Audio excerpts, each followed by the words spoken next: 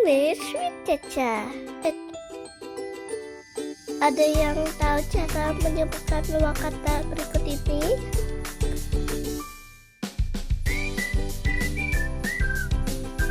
Dua kata dengan akhiran yang sama tapi bunyinya berbeda.